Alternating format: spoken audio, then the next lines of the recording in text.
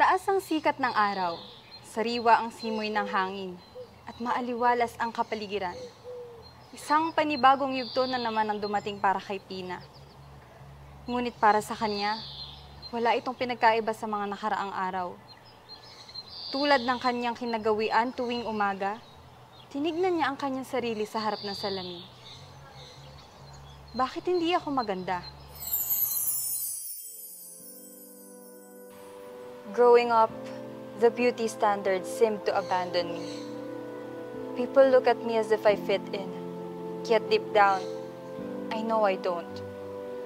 Uy, maganda pero lots of buts.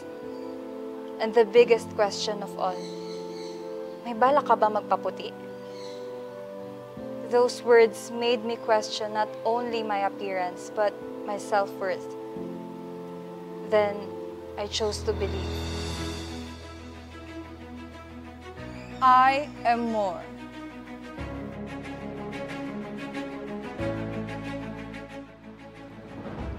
I am Dania Luis San Andres Pandinuela, Hiyas ng Rizal Province, at lahat tayo maganda!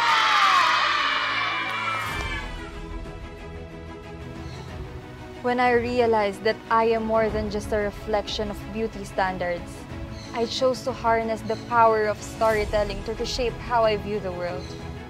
As a beauty queen, my advocacy centers around self-love and the belief that one must prioritize themselves before stepping out into the world.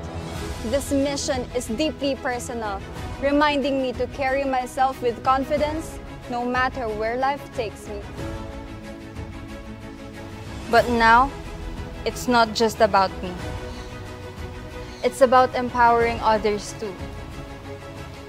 I wrote a children's book entitled Bakit Maganda si Pina, which tells the story of a little girl on her journey of self-acceptance and empowerment.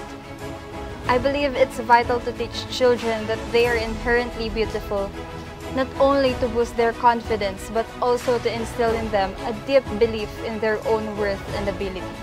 We brought this message to my beloved Rizal through interactive storytelling sessions with the youth.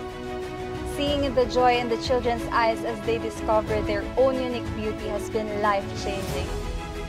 I dream of publishing this book one day so even more children can learn the value of self-love. Magtiwala sa iyong taglay na ganda at katangian. Nang sa huli, ating makamit ang ating mga pangarap na minimithi dahil lahat tayo maganda!